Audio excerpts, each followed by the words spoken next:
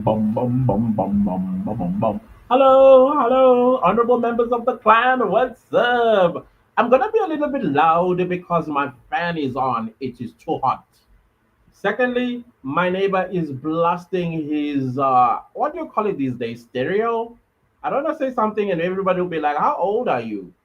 So I'm gonna try my level best to be as loud as I can. Guys, sorry about yesterday. I completely forgot that there was Sona 25. And I did see some of you say, well, it was useless for us because we were on load reduction. Guys, I had no idea that there was this thing called load reduction. And I was like, okay, I need to check what this means.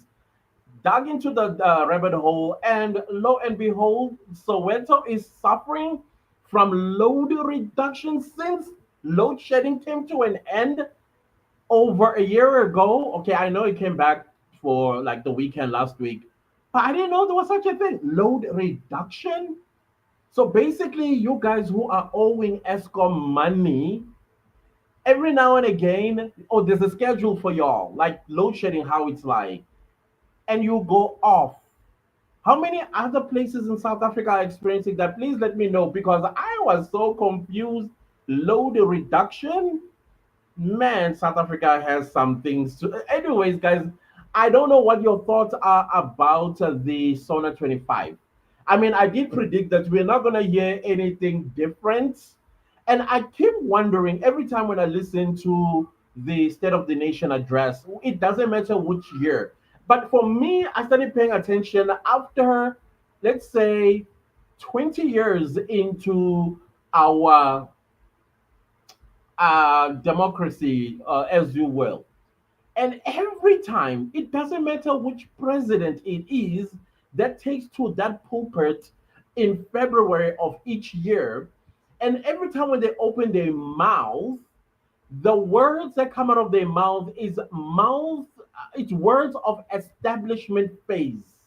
We will, we will, we will. Never once where you hear they say, okay, this State of the Nation address is twofold. We are going to talk about the things that we've done thus far and how many South Africans have benefited that how many foreign nationals have benefited thus far, screw South Africans, and then because of running out of time, or maybe we ran out of money, or whatever the case might be, now we are going to go back to the drawing board, and then we are going to do one, two, three. But each year, establishment phase talk that we keep hearing. That is why it's so predictable that the State of the Nation address is not going to say anything different that we've never heard before. That we've never heard before. So I'm interested in to hear your highlights, your thoughts. What did you think that made you roll your eyes, or maybe got you like taken back a bit, or something that interested you, and you were like, okay, I will keep note of that. Because the thing is, in South Africa, we are so diluted in the population that I don't think this government even know who is South African and who is not, because all these things that Ramaphosa was talking about in that State of the Nation address, it's not us, the South African voters, that are going to get them. Whether it's housing or the jobs that he talked about, the 300 and over 300,000 jobs that he talked about, the building of dams in Limpopo, building, not that we were looking at the dam infrastructure in Limpopo and now we are going to build another one. No, they are still going to build the jobs as well that he's talking about.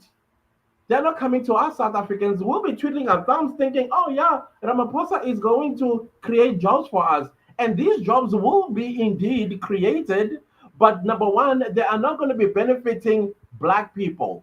These businesses are going to go to the usual suspects, those that are in charge of our economy. And you know what they do to exploit other people that are not South African and covered by the Labor Relation Act? So we'll continue twiddling our thumbs, wondering, okay, this job that we were promised, no, it's already being occupied by Zimbabwean. It's already being occupied by a Malawian. It's already occupied by a Zambian. What are you talking about? The jobs were created. This is what we've been experiencing. And I believe we're going to continue to experience because I deliberately yesterday decided to take an Uber and go to where it's populated with foreign nationals. Guess what they were doing at 7? Guess what? Guess what? Yeah, they were watching the State of the Nation address. And then they were looking at each other, smiling, like, oh, this is great because they know those jobs are not going to be for South Africans, unfortunately.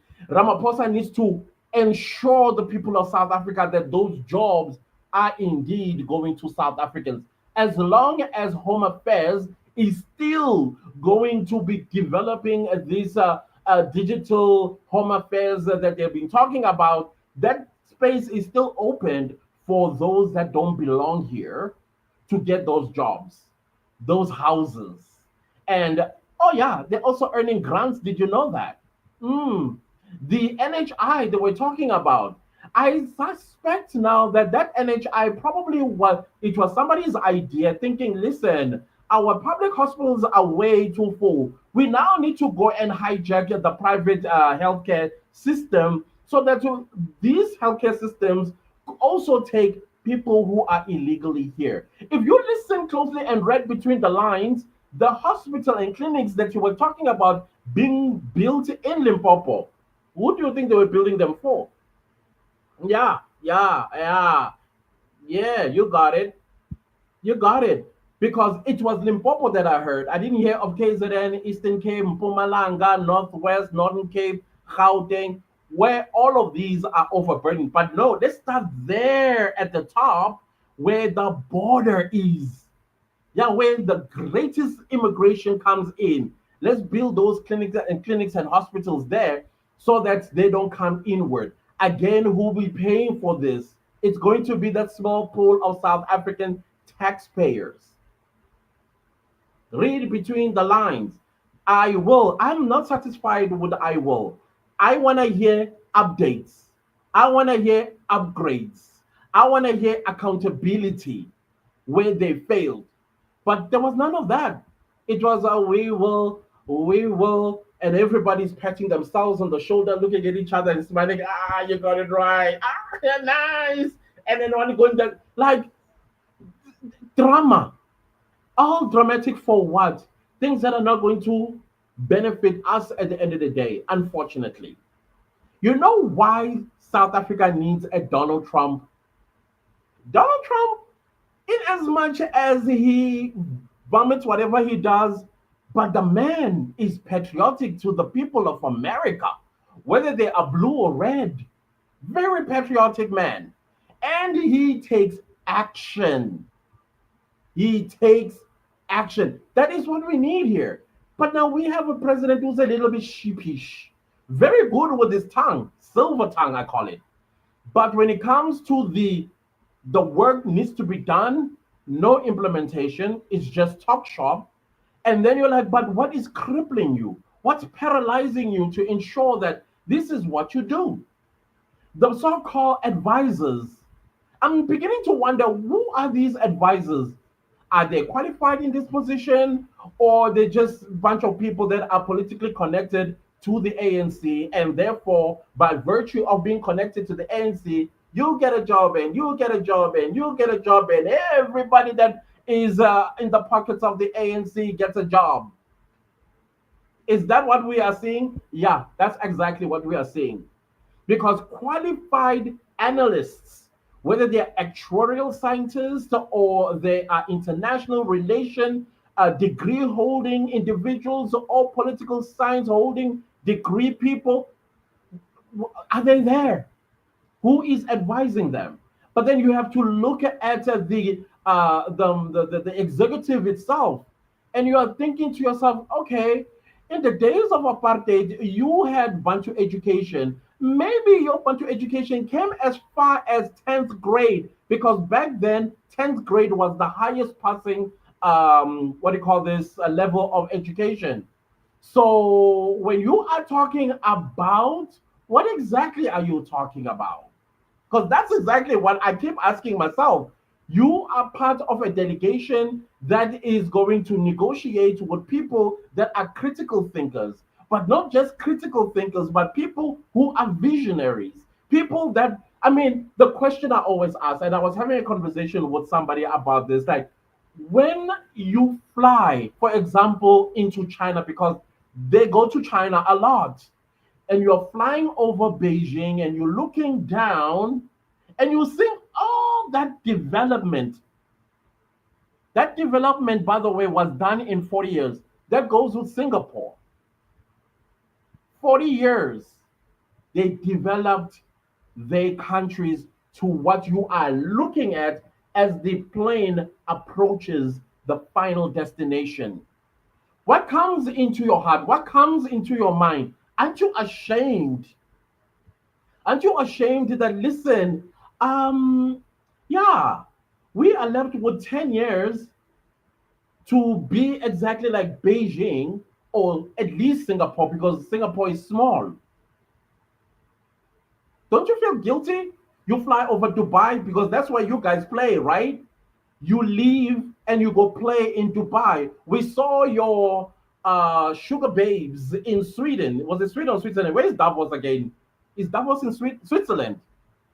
They're wearing them coats, looking all cute with our money. Don't you feel guilty when you look at Switzerland?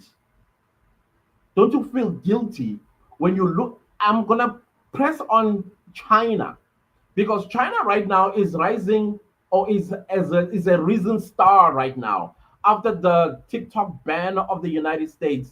Suddenly we started seeing things and we are like, wait, whoa, where is all this coming from? And then you come to realize that we've been fed nothing but American content. So much so that we even forgot that the rest of the world existed.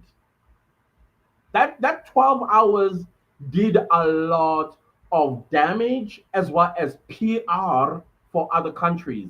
Countries such as Canada, countries such as Australia, so many things.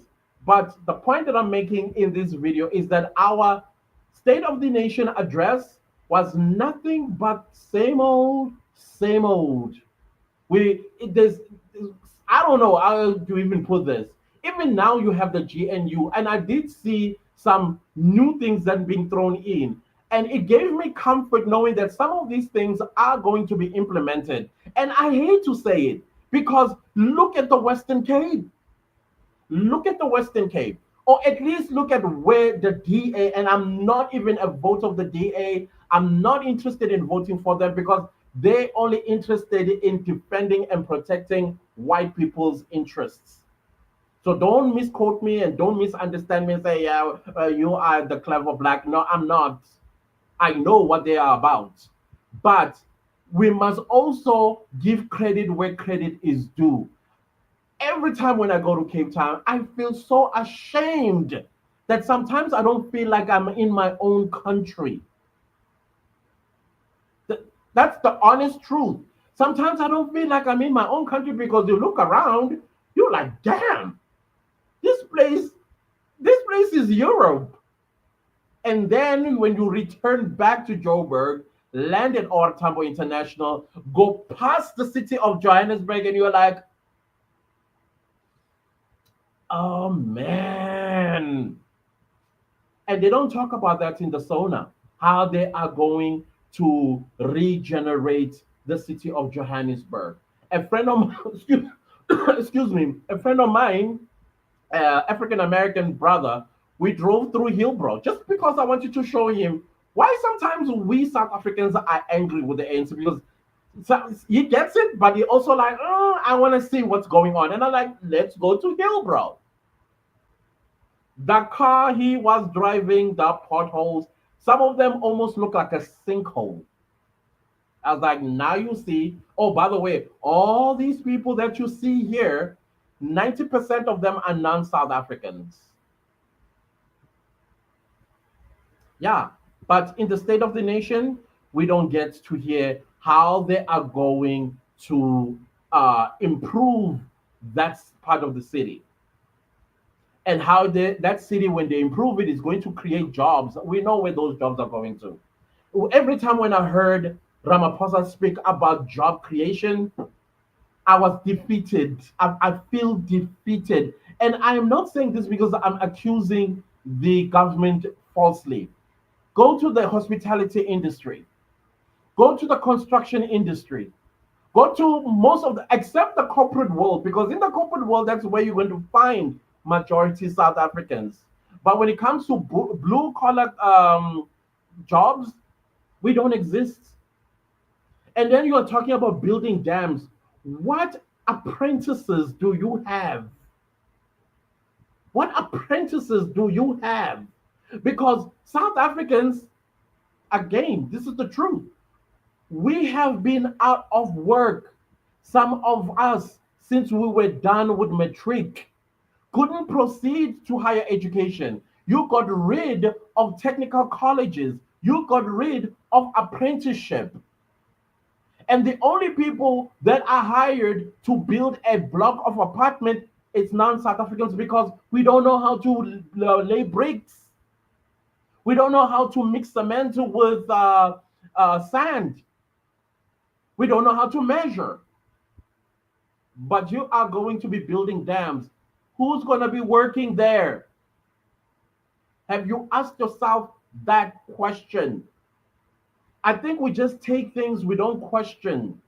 We need to be people that question things, guys. Just because Ramaphosa is standing there and then you're like, oh, great, this sounds amazing. No, not for you. It's amazing not for you. It's for somebody else who's not even supposed to be here.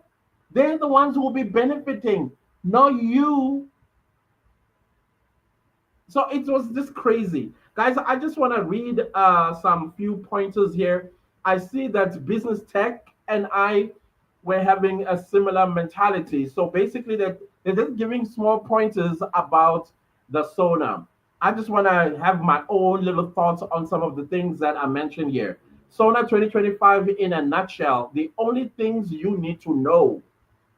President Cyril Ramaphosa delivered his State of the Nation address outlining major plans to drive South Africa's economic growth, improve infrastructure, and I'm sorry, and enhance social welfare programs.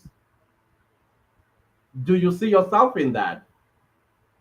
Do you seriously see yourself in what I've said thus far?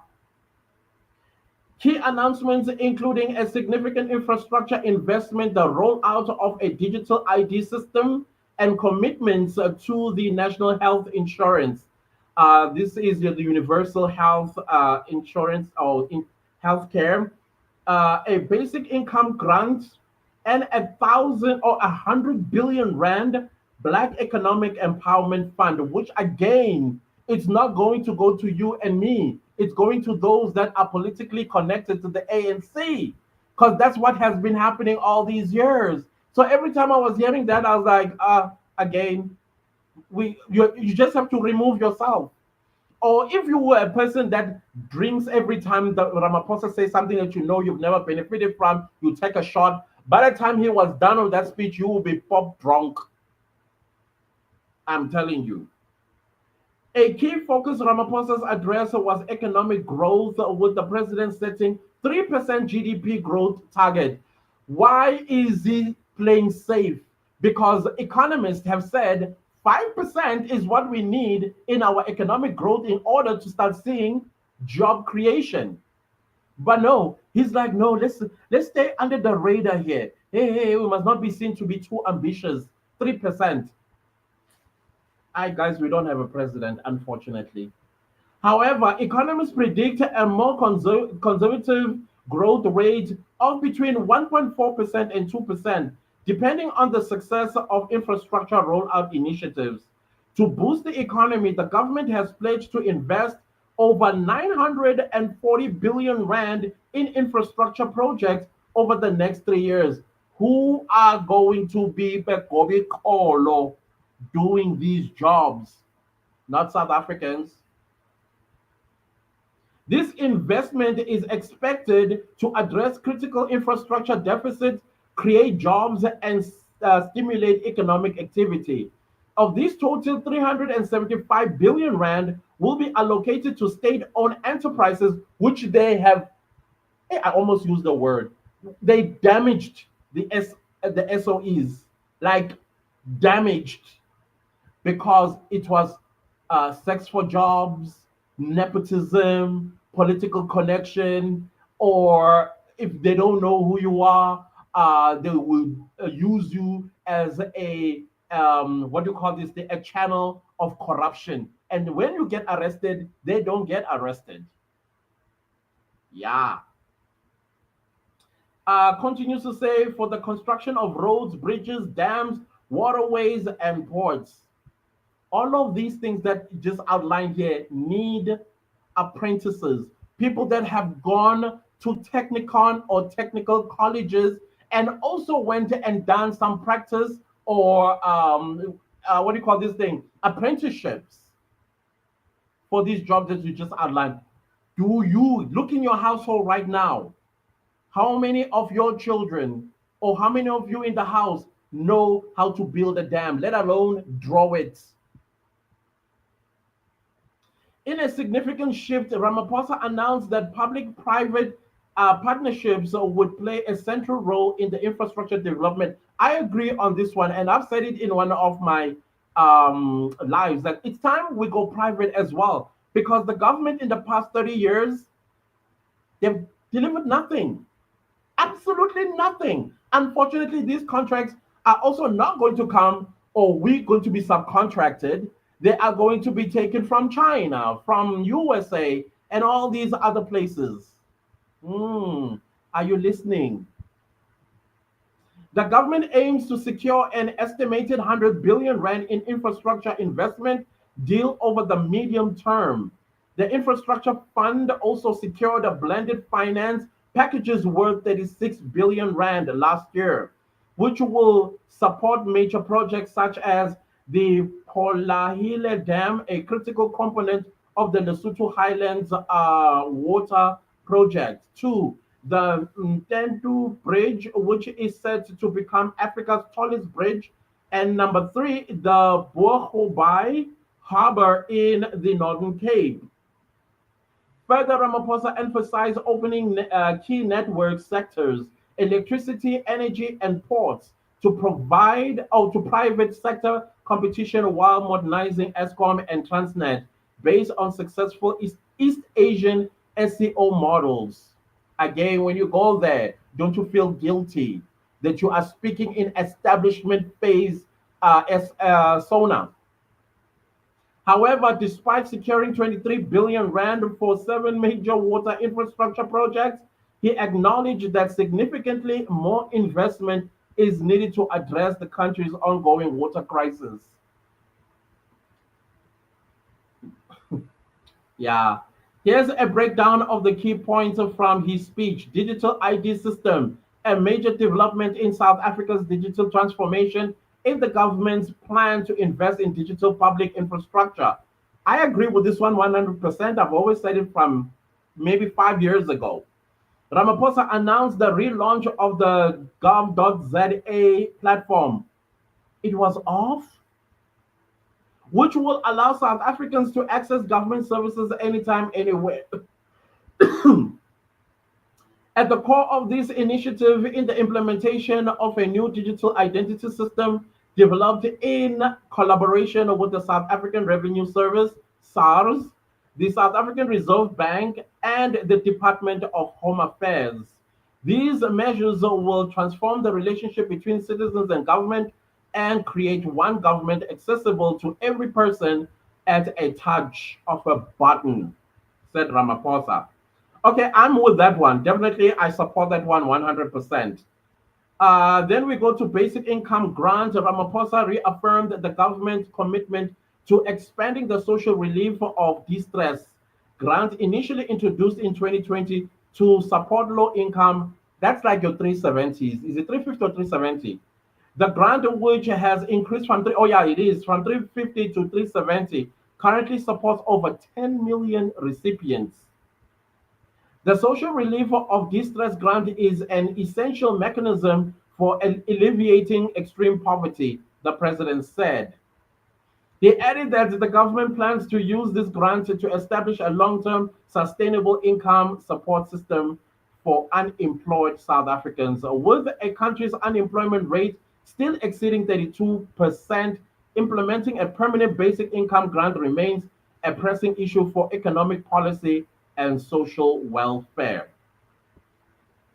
Uh, the BE1, oh gosh, do you want to hear about the BE1? 100 billion Rand BE fund. Ramaphosa provided further details on the government's controversial transformation fund, officially committing 100 billion Rand over 5 years to support Black owned and small businesses.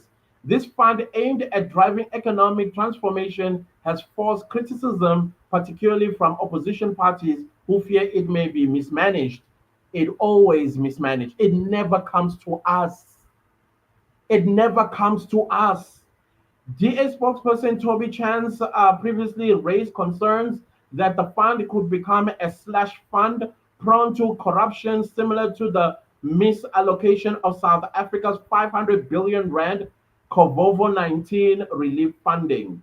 Despite these concerns, Ramaphosa reaffirmed the government commitment to economic transformation and empowerment through this initiative. And then we go to the last one, national health insurance.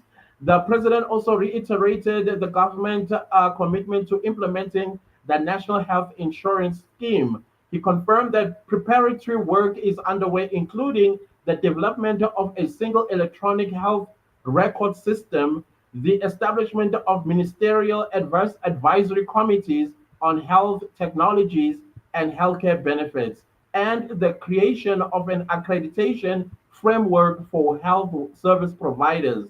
While the speech reiterates the government's stance on NHI, it notably avoided addressing concerns about the scheme's impact on private healthcare providers and medical aid schemes. Instead, Ramaphosa emphasized the state's long-standing goal of achieving universal healthcare to reduce inequality and improve healthcare access of all South Africans. Are you happy with that, fellow South Africans? Do you think this is going to be for us? Uh, If I am a private hospital owner, I will resist, man, because yeah, seriously, I would. I seriously would. I think the system that we've had thus far, it works. It really works. But again, I just want to talk about how we are in this establishment phase. It sounds a better life for all policy. And then it changed and it keeps changing. Where have you ever heard KFC changing its slogan? Finger licking good, KFC. Or McDonald's slogan. Chicken licking's slogan. For decades, they keep the same thing. But no, South Africa, because we are dumbed down with the education system, they keep changing the slogan of our country. A better life for all, they realized that we were not giving a better life for all, but we're giving a better life for our politically connected comrades.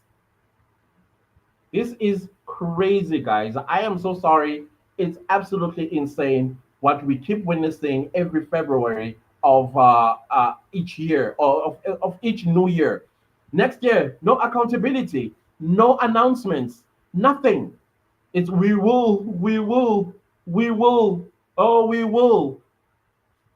30 years later, you're still will.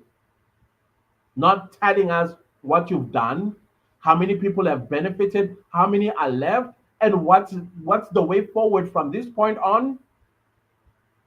Am I missing how governments work? Anyways, as long as our brethren from outside of our borders, they get what they want, all good. Screw South Africans. Okay, guys, let me just read those are my thoughts about the Sona. Those are my thoughts. I'm happy to hear from you in the community tab. I'm gonna leave a community tab after here. Go to town with it. Okay, Michelle Hardy, what's up? What's up? What's up? How's LA these days? They no longer show us the fires on TikTok. Is everything okay in Los Angeles, Michelle? Thank you so much for being here. Magdalene, how are you doing? You got a job?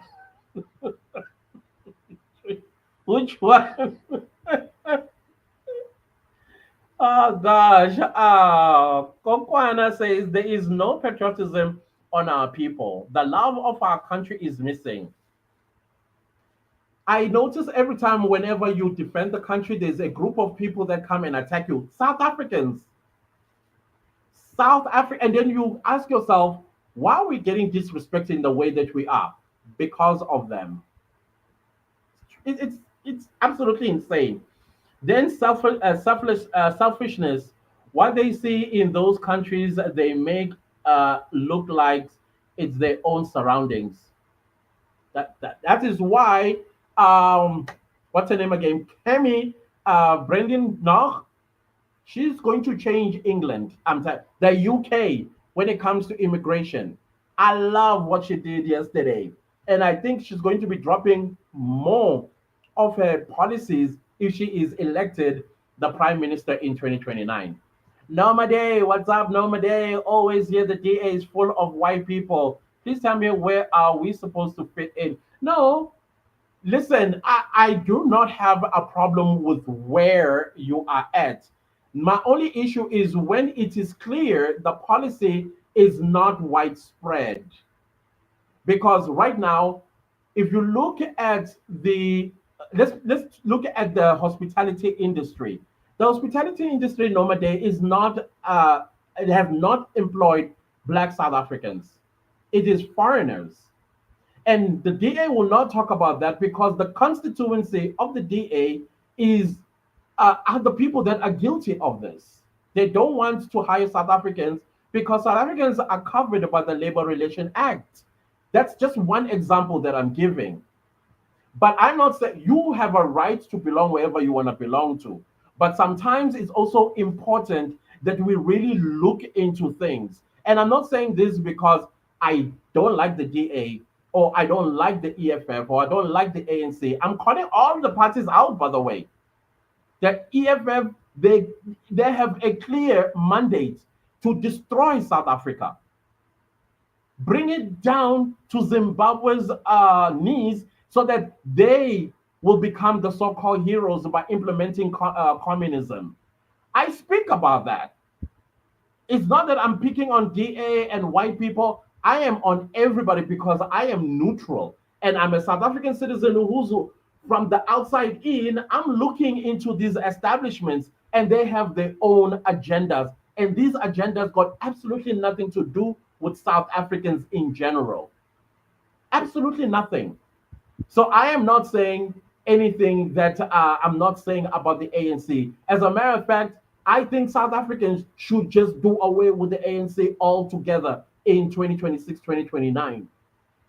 They've done nothing, absolutely nothing for us. Right now, people that are benefiting from things that belong to us, we the ones who stand in long queues every elections, but who benefits at the end? Not us. That Sona, when you listen to it, I did not find myself in it. I could not find myself in it because I know where this is going to. It's not coming to us. That is why you are having 32% unemployment rate of South Africans. But every single morning, Norma Day, go to our taxi rank, take a taxi, sit in that taxi in the middle, listen to the people in there. None of them are South Africans. But South Africans are in bed when they are going to work. Why? Because nobody wants to hire us. Why? Because of the Labor Relation Act. So they would rather exploit people. I don't know if you have friends as well who are not employing South African citizens. That's exactly what I'm talking about. But the DA is not going to say anything about it. But I must also say I am happy that the DA is part of the GNU. Why I'm happy of the DA being in the GNU? Because of what I've witnessed in the Western Cape and everywhere else where they govern. So it's got nothing to do with prejudice here. I'm just being raw. I'm speaking my experience as a South African citizen and the things that I experience in this country and how these political parties have no care for us. Absolutely no care for us. That's what I'm talking about. Other than that, guys, that is my rant for today. Definitely, I'm happy to hear your thoughts in the community tab. I have to go. Thank you all so much, and I'll see you next time. Sorry, babes. How are you?